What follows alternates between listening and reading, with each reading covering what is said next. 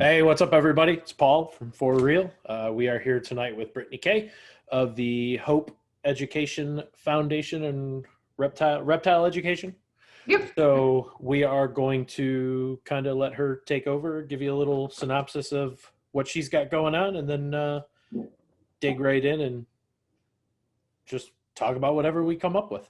Talk about some reptile stuff. Yes. Yes. Yeah. So I'm Brittany Kay. I do well. I guess I could say I did because I actually closed the door for Hope in 2020. COVID kind of threw us through a loop, and all the Florida bans got a little crazy.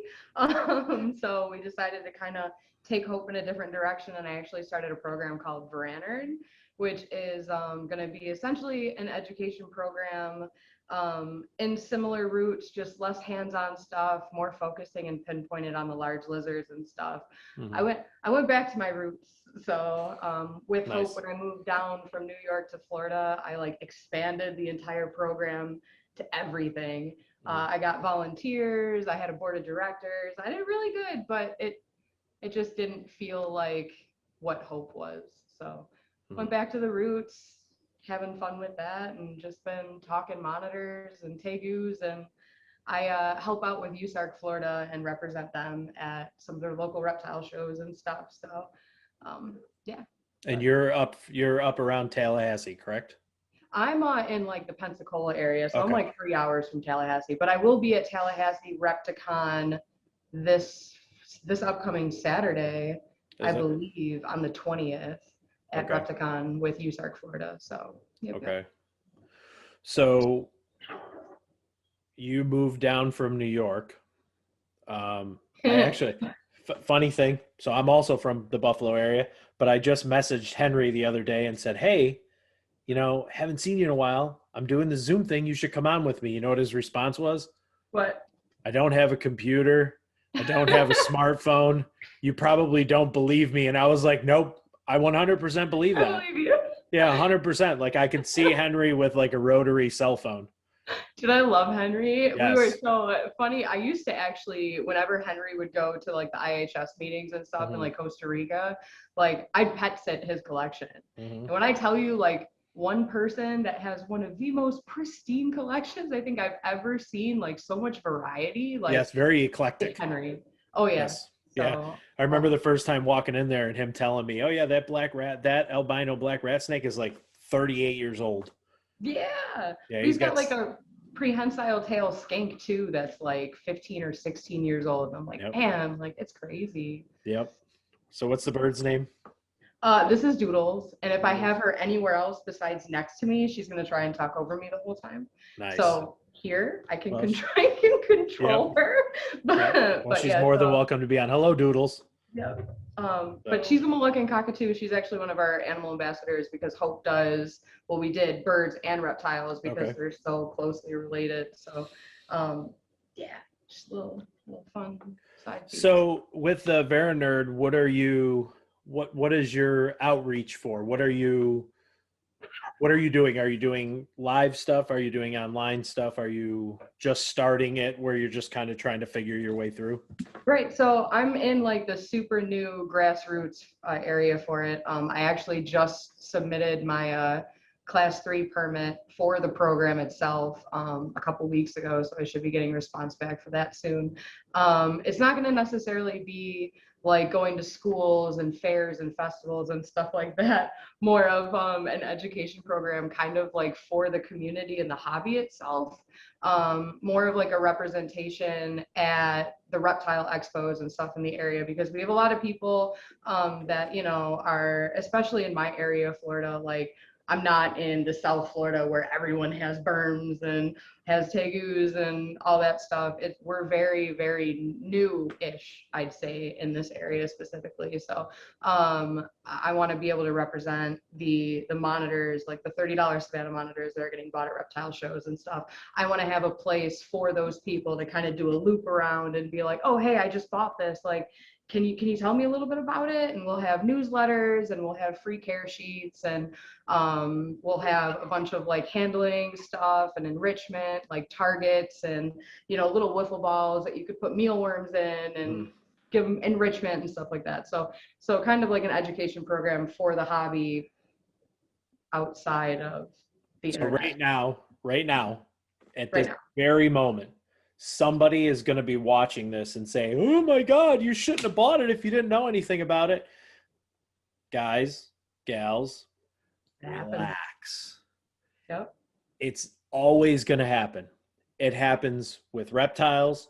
It happens with small animals. It happens with you name it.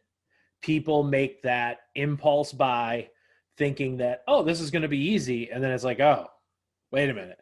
Maybe I really didn't know enough. So being at a Repticon show, which we know a lot of new keepers are coming to, Right. this is truthfully what is needed is it, as much as it is the vendor's responsibility to educate their customers when you're at a show. If anybody's ever done a reptile show and actually stood behind a table, you don't necessarily always have enough time to give somebody a full rundown. So if all the vendors at the show get behind this, it's only going to help them because they'll be able to say, hey, here's my card. I'm really busy. I'm going to be here, obviously. You can either come back to me in an hour or you can go talk to these people and they'll give you more information. And then if you still want to talk to me, call me anytime. Dude, that's like exactly it. And we'll even go around to like all the shows and stuff. Like this is what Hope would do and what Varenrd will be doing too, is we'd walk around to the vendors and say, hey, listen, like here's our card. Like, you know, if at any point in time you guys get flooded with a bunch of people and you don't have that one-on-one time, like if you're comfortable with it, you are more than welcome to send them our way. Like we're here to give the vendors more time. We're here to give you guys more sales time. You know, we want you to make money and profit off these shows. So it'll kind of give y'all a little bit more venture. 100%. We're all in here. I mean, Right. he's on point. He's like, yeah, this is perfect. This is what we want. Like, yes. Yeah. This is, he knows. Right. So that is, you know, again, this is a new thing for me. So as I get more and more comfortable and I talk with my hands. So we're Italian. It's that. Yeah. It's and I'm not even Italian. It happens. But as the show grows, we hope that these are the things that we can talk about that might click at a reptile show in another state where somebody says, man, that's a great idea. We could set something up to help the vendors not have to turn away sales. Because let's face fact, you shut the doors to Hope last year. It wasn't because you wanted to. It was because COVID killed everything. Yeah, pretty much. We couldn't do the schools and the festivals and the fairs. Yeah. And the Girl Scouts and 4-H and I mean all of that was shut down. And I don't want to say that was like because we didn't have the funds coming in, because I'm gonna be completely honest, I ran Hope for 10 years completely out of my pocket. Like we'd be lucky if we made like $100 donation like at any of the shows. Like we were very, very, we just did whatever we could for the community. It was honestly like all just straight passion between me and all the volunteers, like Nix and James and Zach and Lee, like all of them. Like without the volunteers, like we would have been nothing. So and it was upsetting. And the Florida bans kind of super pushed it way over into the, well, what are we going to do now? So and these are the things you know I've said before, as I've been pretty open and honest about, you know, I've been emailing senators, I've been emailing House speakers. You know, I post things and some people will post like, oh, what does it matter? It's not going to do anything. Well, you know what? It might not. But if I do it, I feel better about it. I feel better that, okay, I at least did that. And, you know, maybe they'll hear it, maybe they won't, you know. Yep, that's how I feel. People have walked up to me and told me like, oh, why are you volunteering for this? And why are you doing that? And you share so much. I mean, I went over to pet stores and gave flyers for USARC and all that stuff. And it's like, I know that only one person out of the 3,000 flyers I passed out might actually do something, but it's one more person. And as me, it humbles me as a member of the reptile community and hobby, knowing that I at least did something to make a difference for the community. Yeah. So for all of you watching, usarc.org, go join, become a member. It's not about the money. The money helps. What it's about is the numbers. It's about the volume of us and how loud we can be. Squeaky wheel gets the grease. So the more times we spend $40 to get that year's membership, and hey, just an FYI, you spend $40, you get a t-shirt. So for all you people that walked into the store last week and said, oh, I'm going to buy this $30 t-shirt, you could have spent an extra $10, become a US ARC member, help the reptile community, plus got a t-shirt. So, and from what I understand, Phil Goss even packs that t-shirt. So the man, Phil Goss, actually touched that t-shirt that you're going to wear. And Phil Goss is a dapper man. Okay. I've seen him in Senate hearings in the suits, and man, you want him to pack your t-shirt. But there's also, aside from USARC.org, there is also USARC Florida. So after all of the bans and all of the legislation that happened in Florida, USARC didn't necessarily abandon Florida. It was just like hey, we need to have an organization that can focus on you guys all the time. Yeah. So, and there's also USARCFlorida.org, and memberships for USARC Florida are free. So if we could get people behind USARC Florida too, that'd be great. Well, and I think there's, and Brittany, I'm sure you can answer to this because you probably see it more than me. You see a lot of posts saying, what is USARC doing? What are they doing? Why aren't they doing anything? Well, again, they are. Because it would be a whole lot worse if they weren't. I can tell you from personal experience that USARC and USARC Florida, I mean, before USARC Florida even became a thing, Phil came all the way to Tallahassee, not once, but like 3 or 4 different times. Yeah, he's been here a few times. During the yellow anaconda ban. And the yellow anaconda ban was, I think, literally 6 keepers in the entire state that were kind of going for having issues with it. And I mean, he came for 6 people. I mean, if you really think about that, like that's someone who has so many other problems and issues and other things to face, and he still came here for us. And why do you think there was only 6 keepers there? Because of the word, and because everyone thinking, oh, well, it's not going to affect me. So, and that's the biggest problem that we have in this community is, oh, well, it's a tegu ban. Man, I don't keep tegus. Like, I'm never going to get one of those. I don't care about them. And then like 2 years later, here's a bearded dragon ban. Here's a crested gecko ban. Like, I mean, there's already been talk in the state of Florida about banning every single non-native species of reptile. Like, there's already talk about that in Senate. So if that doesn't open people's eyes, then honestly and truly, I don't know how to anymore. So Texas they're in the process of adding berms to their permit thing. So supposedly in Texas, it's like a fishing license. You just go pay and it is what it is. But here's the thing. When you build a house, you don't just stack the house on top. You put a block down, and then you put another block down, and you put another block down. And as you go, that gets deeper and deeper and deeper. And for those that put, when I shared that, and I believe it was Jeremy from Nerd that shared it first, and then I shared his, and somebody posted and said, oh, don't worry about it. It's not a big deal. They're not going to do anything. And I said, oh, yeah.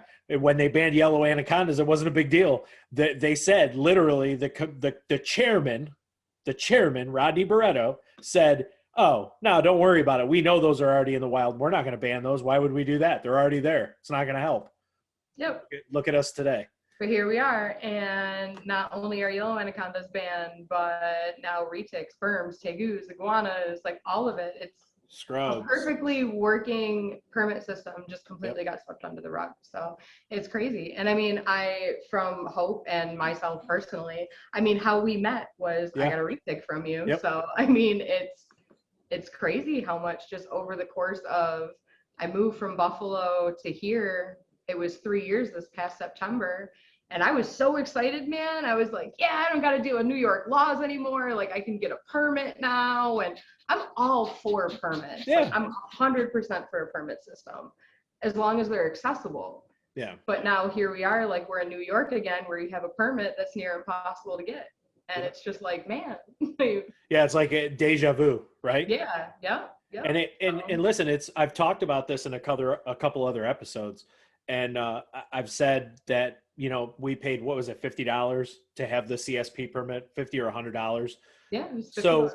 Yep. so here's the deal, Florida, you're missing the boat. You could have easily said, hey, you know what? If an educational program wants to have the ability to do this, it's going to be X amount of dollars. If you want to keep and breed the animals, we're going to charge you X amount of dollars because you're profiting. We're also going to tax individual animals that you sell outside of the state, because I agree with the not selling in the state of Florida. I think there should be some moving around where you have, I don't know if you're familiar, but like in New York, when you apply for a deer permit to hunt, there's a lottery for the doe permits so that there's only so many doe taken.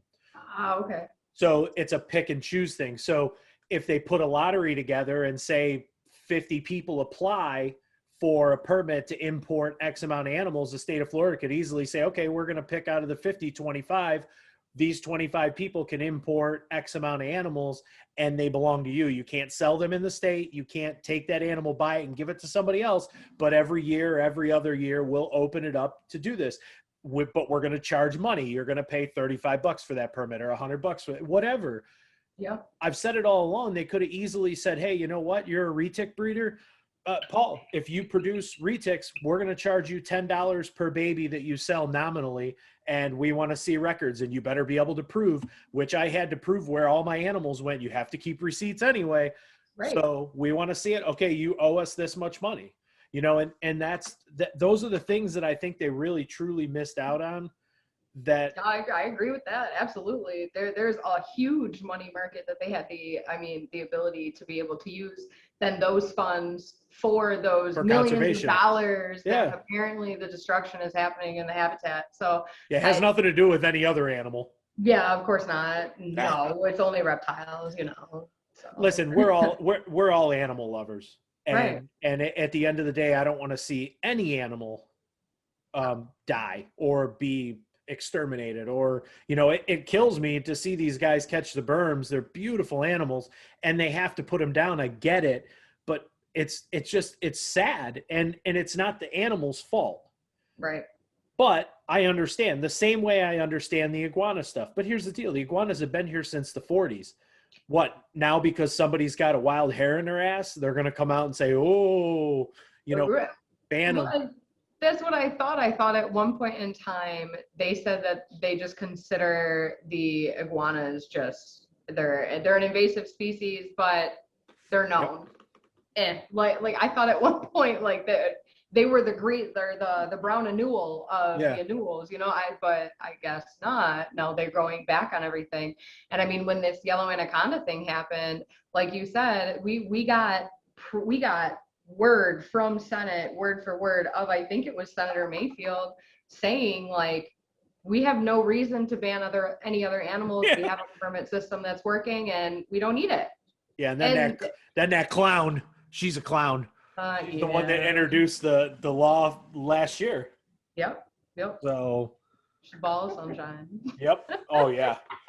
But that's it though. And we sit back as keepers, and like you said, 6 people show up.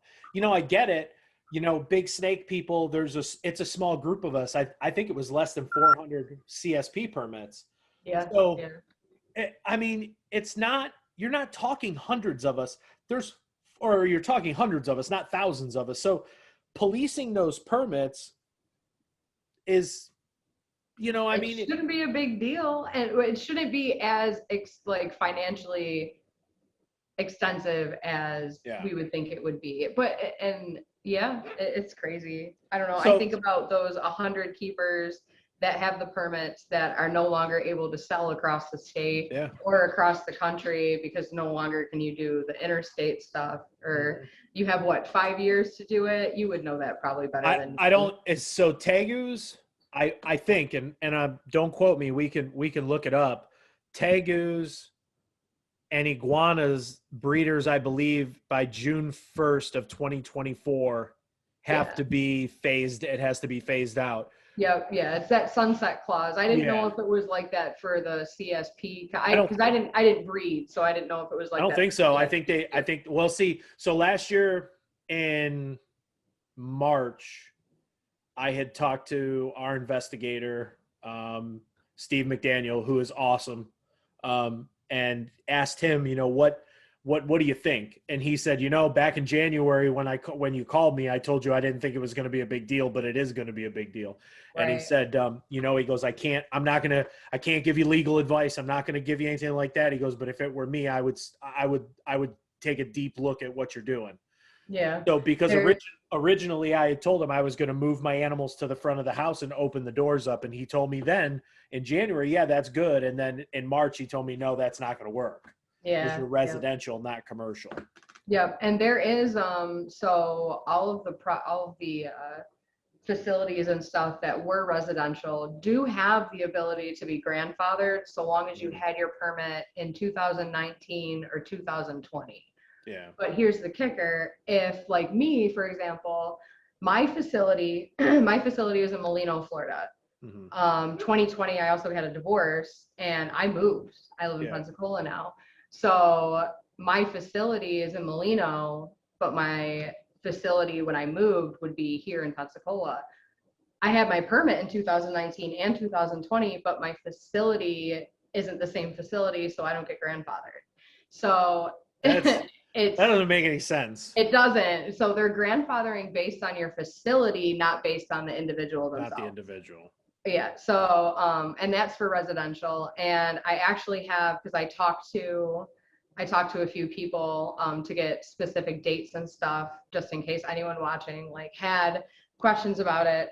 And from my understanding, what I've been told, Mm-hmm. everything is still in the final rules, and we'll have like the final writing at least by April 5th or May 25th. So sometime between then, that's when FWC should get that Yeah. final wording, all those amendments fixed.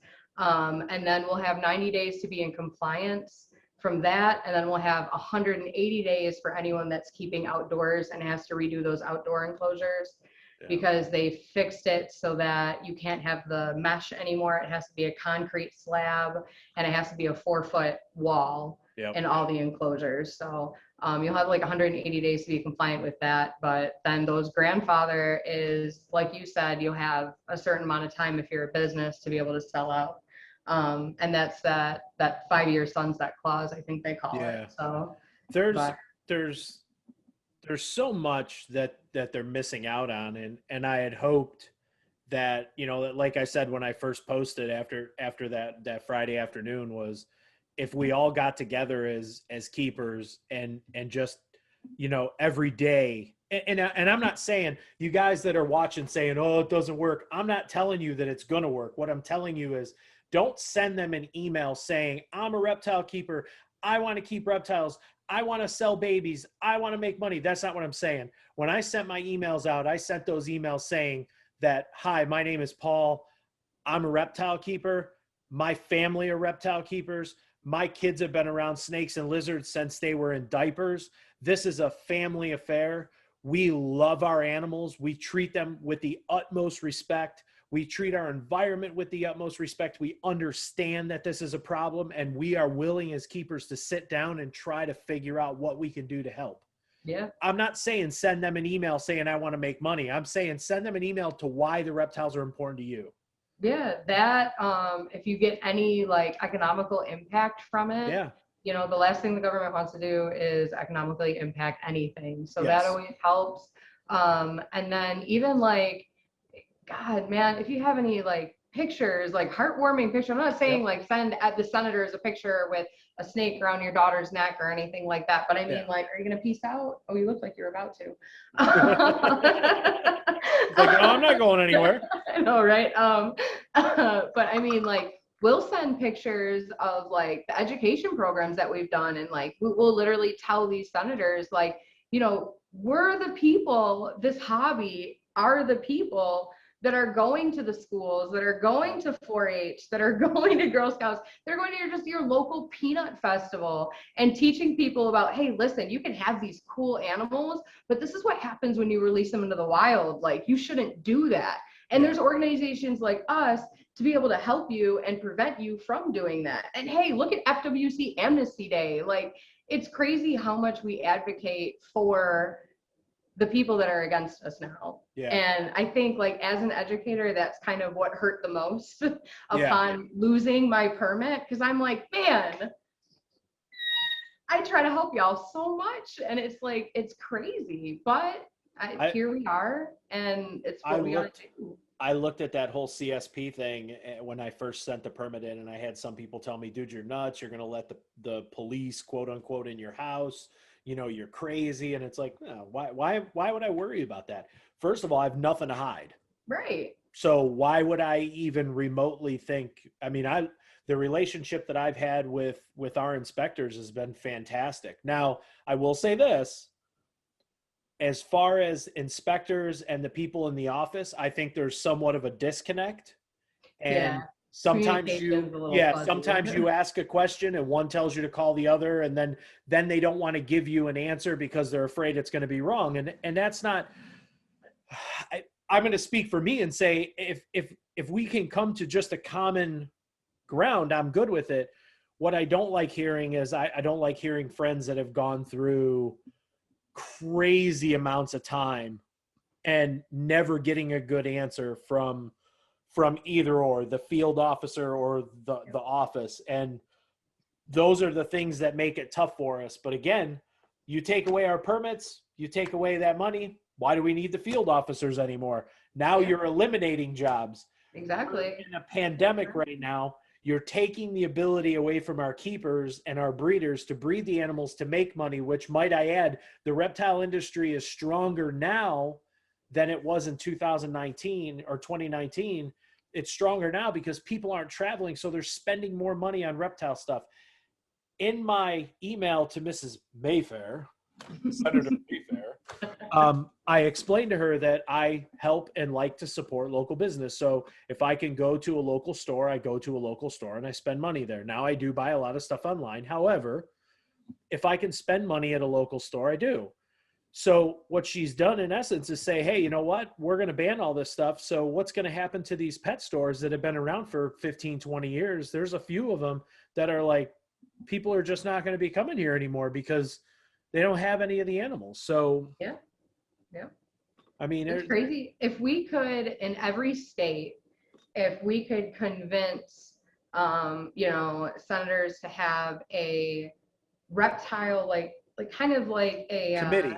Yes, I was gonna say like an advisory group, but like a committee where it's not all HSUS and PETA, and you know what, but at the same time, let them in. Let's let's see, let's do it. Let's work with these people instead of constantly against them and having to, when the law comes into effect and then when it goes through, then we'll fight it. You know what I mean? It should be, we should be more proactive instead of having to wait until everything starts processing and then get the ball rolling. I think that's one big problem that we have. But at the same time, I know that that's a tactic to be able to fight some of these laws. And sometimes it's just what you have to do because being proactive about it costs a lot of money. I mean, honestly and realistically, like we've been saying for a while at a lot of the, I don't want to say at like the USARC meetings, but in these conversations that I have with like the USARC board and with the advocates of USARC Florida and everything, they're all saying the same thing. We need lobbyists, and lobbyists are expensive. Oh yeah. And we don't have all the funds for all of that to, it's crazy, but we'll hopefully be able to figure it out, get it together, and work on our future. That's just it. It's the future of what we're doing. I did an interview with Ron St. Pierre. Hang in real quick. Give me 1 second. I gotta plug in my thing. Well, I have me and now you just get to interview Doodles, I suppose. Yeah, Doodles. What's up, buddy? You see me? She's like, I don't know what's happening, but this chair is moving. All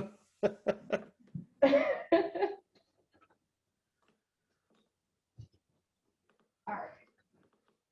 There we go. I had it plugged in, but it became unplugged. But we're here now. So, so when I talked to Ron, I'd asked that question, what can we do as keepers to build a community or some type of backing from state to state to help monitor what's going on. I love USARK. I love USARK Florida. They are amazing. They are a very reactionary tool. So they're reacting. They can't be in every state, in every city, in every town, in every village to fight all this stuff. So us with feet on the ground in all these states as keepers, if we can all work together and keep our ear to the ground, we have enough of a demographic of people that will hear, okay, somebody said we want to look at this. So it's everybody getting on the phone and calling and getting somebody ahead of it, and then dispelling what's being said. Instead, what happens is HSUS, PETA, the people with all the money go to these meetings and they're like, oh, well, look, they obviously don't care. There's nobody here. Right. Yep. So that's where those numbers really come into play. Which again is the numbers. It's the people, somebody said on a podcast that herpetological societies are a thing of the past. Brainwave, man. Exactly. But here's the thing.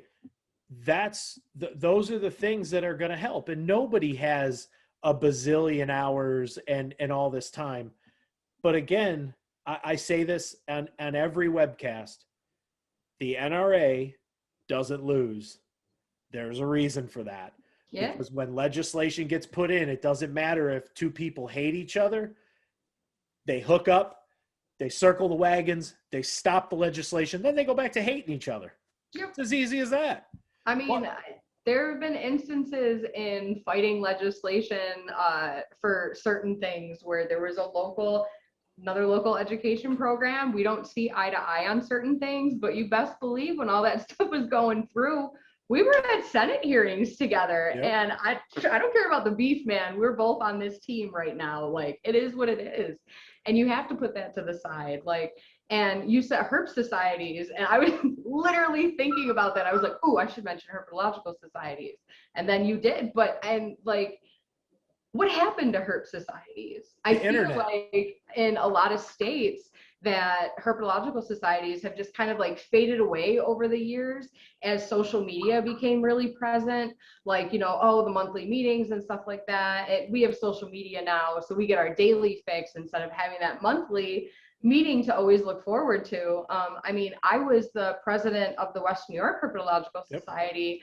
And I think back to all of that, and then I did the Northwest Florida Herpetological Society for a little while here too. But man, if we could just get the herpetological societies to all work together and maybe just have like one member that really hones in and like keeps in touch with all the senators or anything like that, or if we just had like one representative from each section of the state, just kind of keep in touch with, hey, are there any new local ordinances coming into play? Because not only do you have your state, but you also have your city ordinances that happen too. And I know specifically like with Florida, a lot of people are like, oh, well, if Florida goes down, we all go down. And what's funny is, Alabama, right next to us, they had a ban go through last in October that a lot of people didn't even know happened. Very quiet, very sneaky. Yeah, I went to that Senate hearing when they announced everything that was going to go on, and man, it was the best hearing I've ever been to in my entire life, because it was lit. I shit you not, an hour and a half of us being filibustered by this one conservationalist that I am 100% certain anybody else would have paid money to hear this guy talk. But it was the simple fact that we were there to talk about reptile legislation, and here we are talking about turkey conservation and collecting turkey semen, and an hour and 45 minutes of it. And then finally, we have a room full of, we got about 30 reptile keepers between Florida and Alabama to be able to talk, and they gave us a minute each. Yeah. They're like, oh, minute's up, gotta go, okay, bye. And next and would kick us off. And we're like, dude, we just listened to an hour and 45 minutes about this one dude talking about turkey like jizz stuff he had to do in the field. And I'm like, Yeah. man, like, it's crazy. Well, like, well, here's the thing, and I think we're missing what we're doing right now.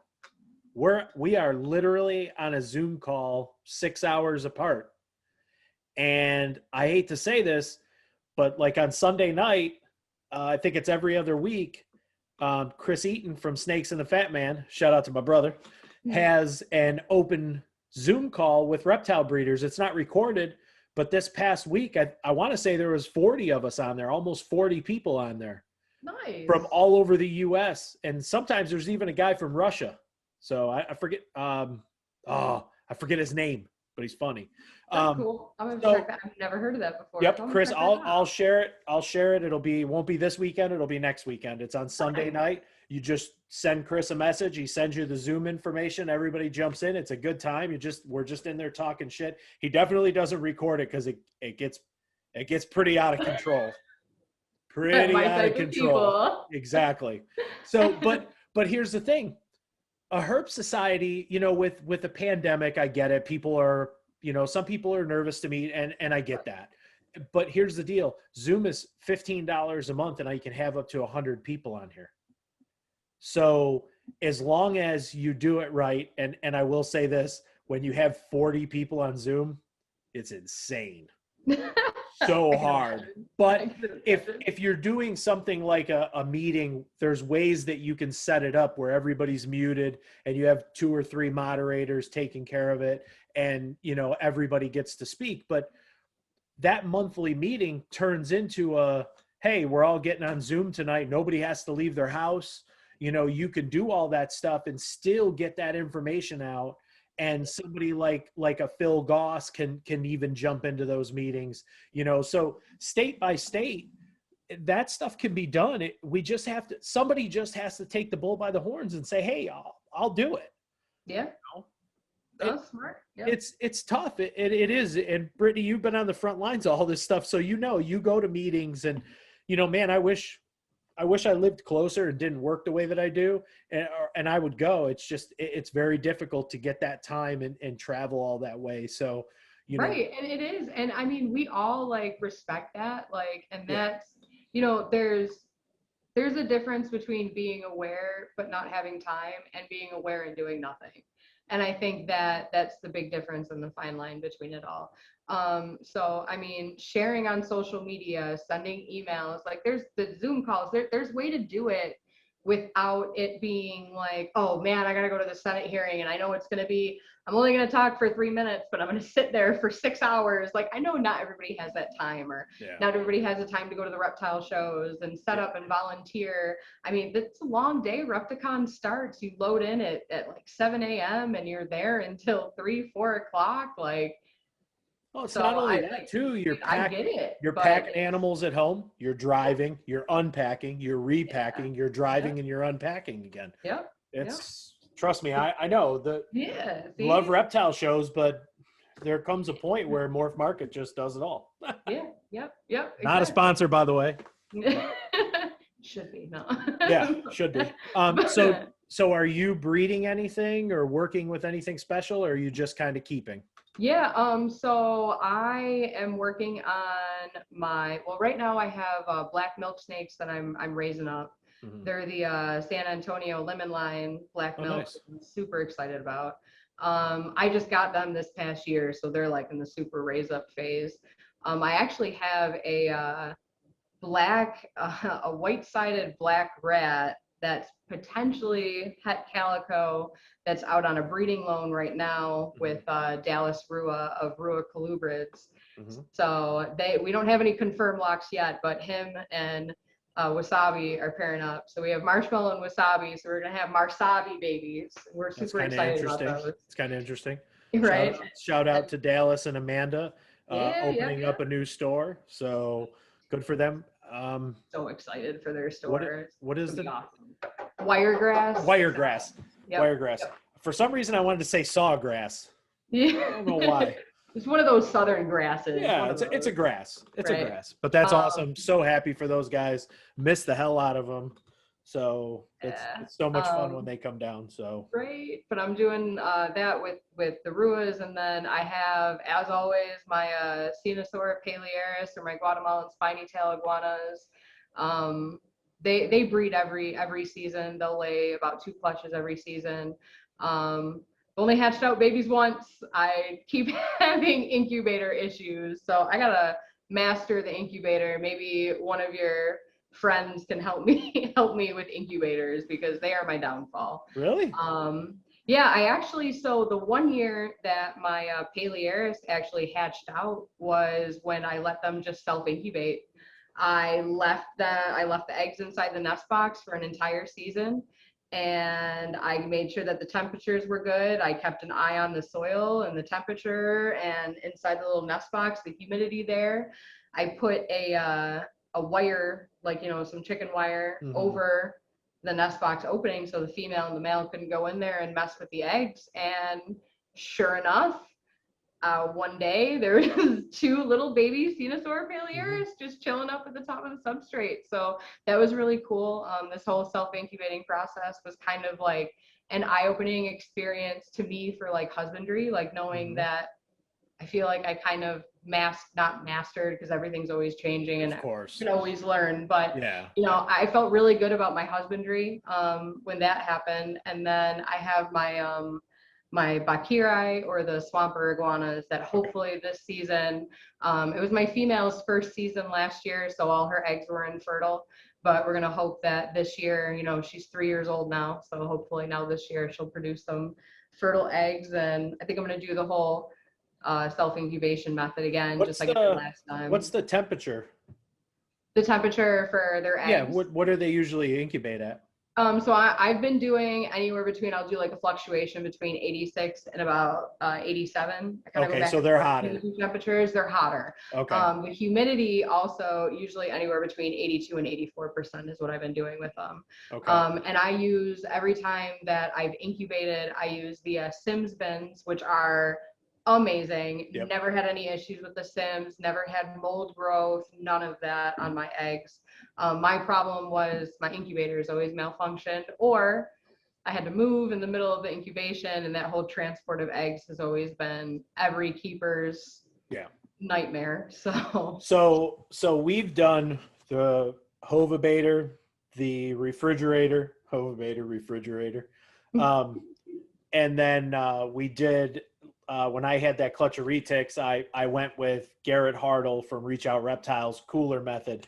And Garrett, I love you, but I stressed so much for 88 days that I thought my head was going to explode. I could not stop because I couldn't figure out. I was getting so much condensation on the eggs, or in the, like on the lid of the box. And so I put that cling wrap that you put down where you can set it down and like press it around the edges. And like, so it was constant. And, but all I did was the large cooler. I used, I think it was a 100-watt fish tank heater, set it to, actually I used 2 fish tank heaters. I set one to 89 and one to 88. So if one failed, then the other one would pick up. And then I put, a little, power head in there. It looks like a ball. It's got a suction cup. They're like $10 on Amazon. I put that in there to move the water around that was heated up, and just shut the door. I ran a little thermometer out and left it. This seems like awesome. Yeah, it was very, very simple. It worked. Hey. I hatched eggs, but so stressful. See, like that's my problem with the incubators and stuff, and breeding in general. Like, I commend all of you breeders, because I cannot make a job of it. I stress, I get so much anxiety, and I'm constantly checking my temperatures, and I'm like, all right, it says that I'm supposed to open up the door at least once a day.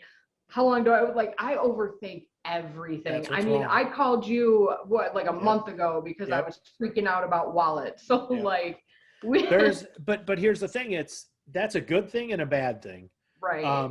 I think that like my second season, I I dropped the ball on myself and just didn't follow my own rules. And I listened to podcasts and I listened to other people say, oh, you could do this and you could do that. And I was like, that makes a lot of sense. And a lot of it did make sense. But what I did is I just got out of my comfort zone, and that's where I lost. And, you figure out your own avenue and just use information from other people. If you go to Garrett Hartle's YouTube page, you can find that incubator setup. It's arguably the easiest. Whoa. That scared me. She pin feathers. We're molting. So do you know John McKenna? The name sounds familiar. Yeah, John was the first one to show me that he used that same cooler incubator for his leopard geckos. So he would take and put the water in the bottom of the cooler and put two bricks in there and set the box on top of the bricks and just let the heater, because he was using a smaller cooler. He didn't move the water around. He just put the fish tank heater in there, kept it at 84 degrees in the basement, and life was good. Right. So we've done leopard geckos and crested geckos just up in the closet in the house at 78 degrees. Our house is always the same temperature. You just mix up the medium, put them in the box, and put them up in the top shelf of the closet, and they just do their thing. Forget about it. Yeah. Set it and forget. The pet store that I worked at when I first moved down here, that's how we did the skeleton geckos and the crusties and all those guys. You would just put them inside of a bin, throw them up on the top shelf in the break room, and then check on them every couple days and just call it a day. So a little bit easier. That's a good idea, though. I'm gonna definitely research that and look. Yeah, because it's a simple and inexpensive, and you don't have, like, I had to have a giant cooler because I had 32 softball size eggs. Right. Yeah. No. So, the Palearis, the most I've ever had in a clutch, which for Vela, my female, of the Guatemalan, we had 1 year we had 9 eggs. Let me think. The biggest clutch I ever had was 14. And I remember I messaged Ty Park and I'm like, is this normal? And he's like, that's a very, very large clutch. I'm like, good. Okay, at least, because I was expecting, I mean, they're not big iguanas. Like, that's why I love the spiny tails, because you get that iguana personality, but not the iguana size. So, I mean, my female snout to vent is only about, that big, only like 8 to 9 inches. She's not that big. And I'm just like, how do you fit 14 eggs in here? And they're like, decent size, like, eggs too. So, but that's definitely something to try. I have a emerald green tree boa that's, for the first time I've ever seen it drink out of the water bowl right now. So for those of you that say that they don't drink out of the water bowl, if you look right over here, you can barely see it. It's this cage. He stretched all the way down. So there you go. You've seen it first. Yeah, jerks. I hear everybody tell me, oh, they don't drink out of water bowls. You don't need a water bowl in there. Well, it's true. Do they like get their hydration from the humid air and stuff like that? Well, I use a fogger on them. I'll fog them. And I'll spray them too. I don't spray as much, but I fog just about every night. So it gets a good amount. Like, I just fogged now, the whole inside of the cage is wet. I just watched it drinking the drops off of the PVC, which is clean. I filmed this and I think to myself as I say something, I'm like, 6 people are going, oh, it's probably not clean.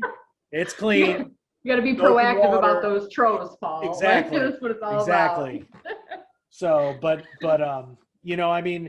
there's so many cool animals out there that we all, that we love. It just sucks to see that Florida has taken such a negative stance on it, It is. And there's, for all my Florida keepers that happen to be watching this show,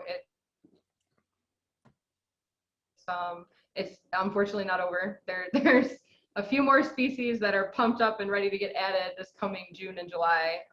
They're supposedly, it's all rumor and it's all hearsay, but I got some pretty good sources. So if you happen to keep, sulcata tortoises or any outdoor tortoise pens, or you like the large lizards like I do, specifically monitors, definitely keep an eye out. Make sure that if you plan on keeping these animals, that you do have your class 3 pet permit. I know it's a pain. Nobody wants to fill it out, but that is literally the only thing that's going to save you and give you that ability to be grandfathered, to be able to own that animal for the rest of its life. Yeah. I fell victim to losing one of my snakes up in New York when all those bans came through. And the last thing I want is anyone else to ever feel that way, because I know how that feels, having to get rid of your animal and your pet just because of a legislation. Yeah. So if you have the ability to do that, to get that class 3 pet permit, it's free. Yeah, I will exactly. walk anybody through it. Message me Yeah. on Facebook, call my cell phone. I'm there for y'all. Like, just please do it. Yeah. So there's something else I wanted to touch base with you on, because you've been in the around reptiles and social media and everything for quite a while. Right. What is your, trying to think of the best way to word this, because I don't want it to come off as, what is your opinion? And by come off, I don't want it to come off bad to other people that are filming on YouTube and making thumbnails. And what is your opinion on clickbait? What do you define clickbait as? This is something that I'm now going to ask in every single video, because let me just preface this with, I have fallen into the rabbit hole of YouTube analytics, which is very, very interesting. Yes. It's the way that it works, and behind everything. It's an interesting concept. So if you watch some of these bigger influencers that do media stuff on YouTube, you get a better look at what clickbait really is. You do. I'm gonna take a sip of tea real quick first. But I know, I'm sorry. Yeah, so without name dropping any of those big clickbait people and YouTube channels that we all know, being a business owner, being someone that does outreach and has to get the attention from the public and not the reptile community, I get it. Yeah. It doesn't mean I like it. That doesn't mean I'm okay with it, but I get it.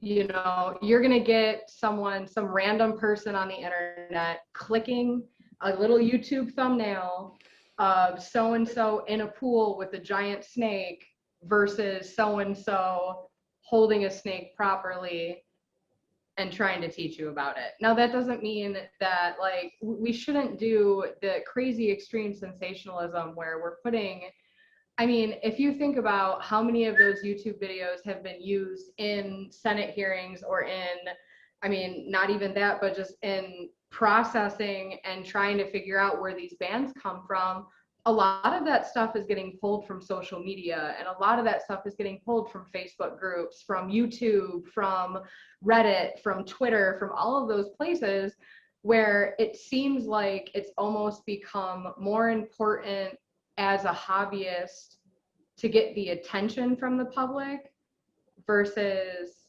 getting the information out to the public that we need. And if we could find a happy balance, I think that'd be great. I think that'd be the better way to go. I think that there's always a better approach out there. I think, unfortunately, with the whole 7-second train of thought mentality that most of the public has now, that's the best way to get their attention. But man, there's gotta be another way. You can teach someone about a big snake and about proper snake handling and about how fascinating and how beautiful these animals are without sitting inside of a cage full of 9, 15 to 16 foot snakes and I don't know, it's hard because it's not anything that I think should be done, but at the same time I get it, and that's kind of like one of those fine lines. Jay Brewer. See, I wasn't name dropping. That was you. Listen, Jay, I love you. Brian Barczyk, I love you. I get it. You do. Listen, I have very, very mixed emotions by some of it. I will say this, and I've said it on other shows. Brian's post, his video Saturday after that went in was kind of disheartening to see it that. wasn't a good time. Yeah, it was just bad timing. But here's my take. The video that aired today, guys, go check it out. Was with Nathaniel Morrow from M Toxin's Venom Lab. It was a great interview. We take a lot of time and discuss Nate's mamba bite. For those that don't know that are watching, Nate was actually scratched, was just a scratch by a black mamba. I think it was back in October. So we discussed the facility's protocols, what they do in the case of a bite, who he knows in the hospital, what their procedures are, and what actually happened to him during that bite. So when I made the thumbnail, I made it with the mentality that this really happened. This wasn't I tripped over my snake and oh my God, I die, or I almost died, and it turned out to be absolutely nothing. This was a very serious event. This is also Nate's profession. Nate's profession is milking venomous snakes to help us in research for medicines for things like ALS, heart disease, diabetes, also producing antivenom to help with zoos and people in countries that don't have access to the best medical attention. Those things are super important. But when I made that thumbnail, I pushed the envelope with it a little bit, and I don't think you did. I think there's a big difference in wording, and I think that's where a lot of it comes to play. Well, here's the thing is the word like attack or like stuff like that. Well, here's the thing. If it was me that was keeping venomous snakes here at my house and you came here and we talked and I'm a private keeper, I think it's different than when somebody clicks on and sees the description and sees that Nate, I believe the number was over 200,000 milkings. I believe it was closer to 300,000 or 400,000, and he's had 3 bites. Yeah, that's pretty good. Jim Harrison, another one. I don't even know. His envenomations are a 0.1% based on the job that he does. Yep. People that have dangerous jobs, these are things that are real. It's not fake. It's not false. I'm not trying, or a real professional or somebody, and I don't want to call my Jesus. Hold on a second. Let me rewind that, guys, because I am not a professional. But somebody that's trying to do it right isn't necessarily trying to be clickbaity. I was trying to get the point across that, hey, this was a brush with something bad, and watch the video and people are going to go, wow, they're that dangerous. Like, I don't want one. Yeah. Yeah. And that's how what easy they are to get in captivity sometimes. Yep. And that's what we were kind of shooting for with it. But I wanted your opinion. And, now that I have fallen into the rabbit hole of YouTube, I'm having so much fun with it. And there's so much to learn and so much to do.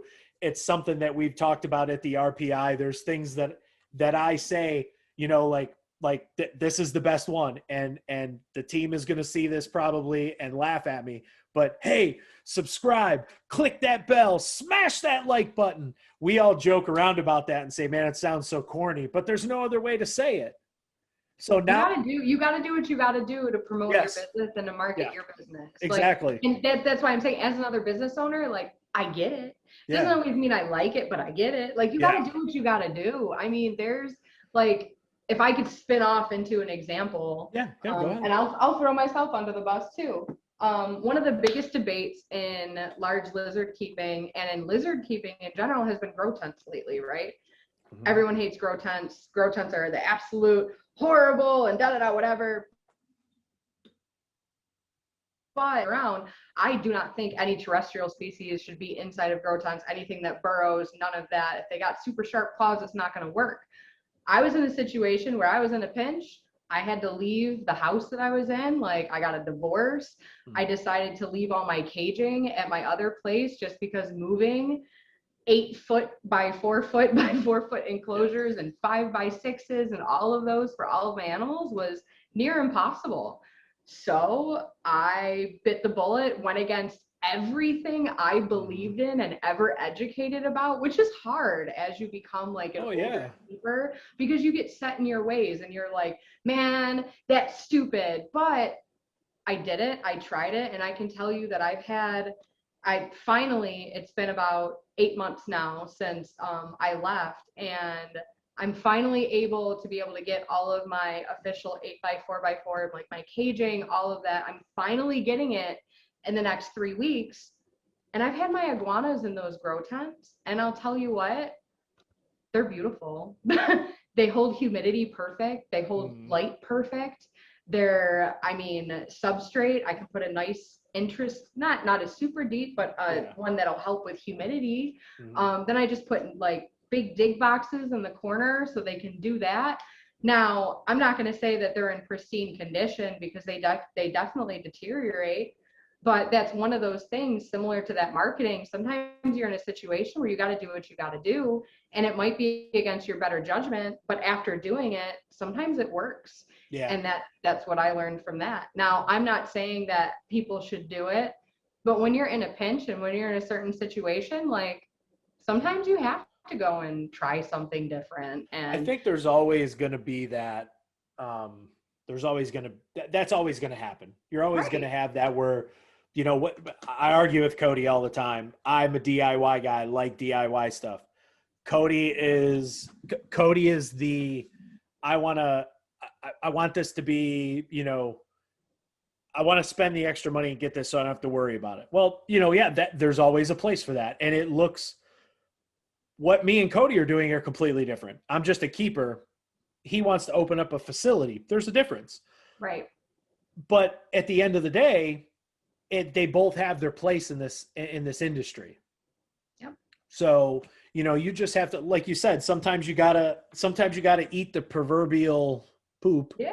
You gotta experiment too. Like my biggest thing in this hobby, and I feel like one thing that keeps us from touching back to like the laws and stuff, one thing that's preventing us from being able to be a community is the fact that everybody has all these different ideas on husbandry and breeding and conservation, and everybody has their own way of doing something. And because if one person's not doing it that way, oh, well, that person doesn't know what they're talking about. I mean, I shit talk grow tents for years.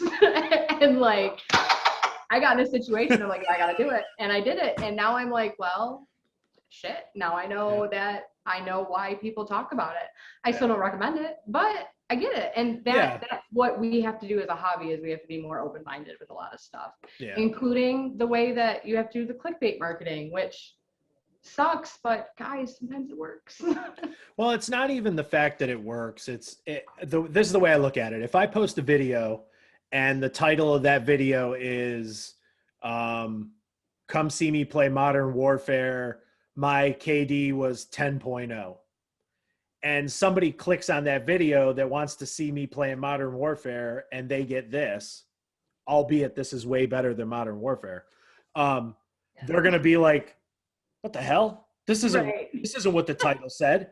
But if I post something in there that says, hey, come on here and check out Doodles here, getting the massage of a lifetime, you know, they're going to get to see this beautiful bird and hear some cool reptile talk, and they'll be like, oh, all right, that's cool. You know, I got to see that. So I think that as a whole, from start to finish, and I'll say this, there is a YouTube influencer from Think Media that I follow and I watch, and that's one of the things that he says is you can use clickbait as long as it's legitimate and true.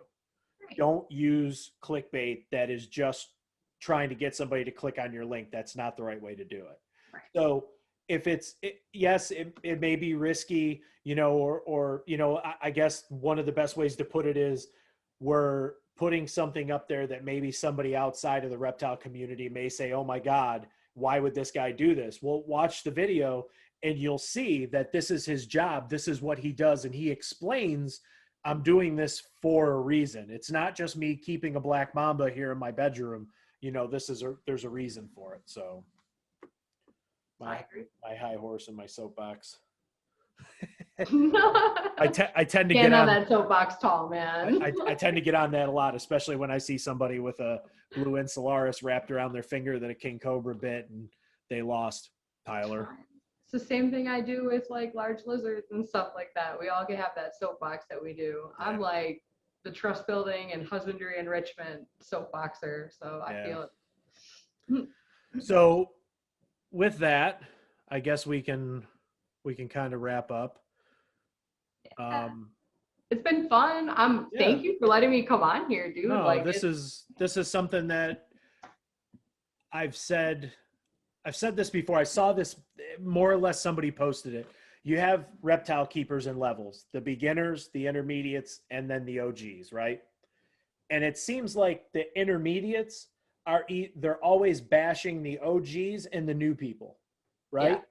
Yeah. So what happens is the new people don't want to be in. The OGs are so irritated that when the new people bypass the intermediates and come to them, they're like, screw you, I don't want to talk to you because I'm tired of dealing with all the stupidity. So we just, as a group, all these social media platforms we have and all these podcasts, we need to get everybody on. It's not about just getting on the flash to get followers. It's about getting everybody out there because we all have a good word. So no, I agree. So it's crazy. You need to come I've been in this industry for like 13 years now, and it's crazy seeing how much it changes over the years. That's for sure. By the minute. So, well, that's good. So I will put all of your social media in the description to this, and we will make sure that we share and get the word out. Awesome. Thank you again. Like, comment, and subscribe to Paul's channel. Don't disconnect. There you go. Hold on. See you guys later. We'll see you on the next show. Bye.